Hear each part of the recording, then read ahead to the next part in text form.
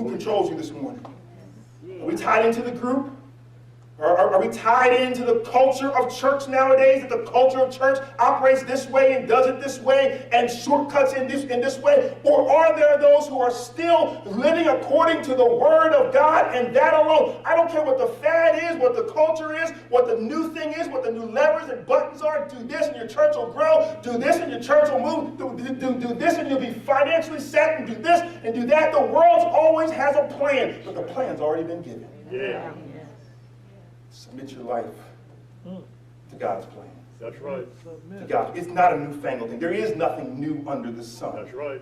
We're looking for the new way and the new thing and the newfangled and the new shortcut. And how's it going to work now? It's going to work now like it worked then. Pray. That's right. Call on Him. Get into a relationship with Him. Know Him for yourself. Call on His name late in the midnight hour. Wake up in the morning. Call on His name. Fast. Pray. Give yourself to the Lord in completeness and in full, and watch what He will do in your life. For that, there is no shortcut. There is no other way. There's no new fad. There's no new mechanism. Call on the name of the Lord, and that alone. Get away from the group thing. That's it.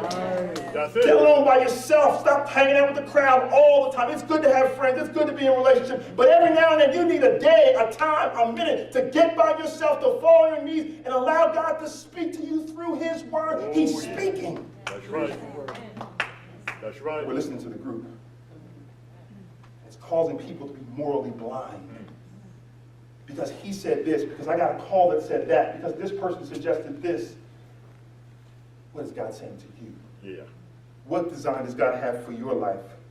What does God want to get out of your life? Judas is giving himself over to this moral blindness, and the group is giving themselves over to this moral blindness. But then there is Peter, who simply says, I think, so I act.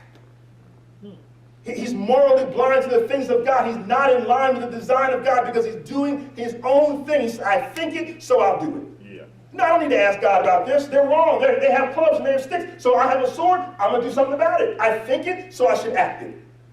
Jesus said to him in one of the synoptic gospels, he said to him in one of the other gospels, one of the other four gospels, he says to him, he said, put your sword back in your sheath. You have a sword, but I didn't ask you to use it.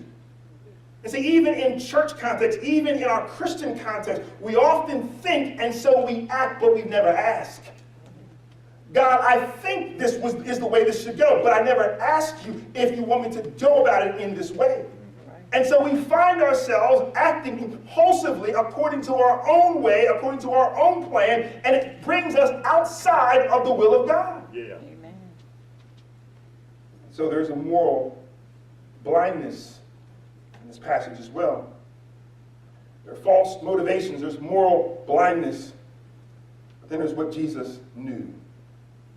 Jesus said, if you come out against me like a robber with swords, clubs to capture me, just every day I was with you in the temple. I was teaching. You didn't need to seize me. You didn't need to come out with clubs or anything like that. Why are you coming out like that now? And he says, but it's okay. Because I'm going to live a fulfilling life. I'll live my life according to the scriptures. Yeah. He says, oh, it's okay that you come by force. It's okay that you came this way. He says, because I'm determined that I'm going to live my life in submission to God's plan. God has a plan.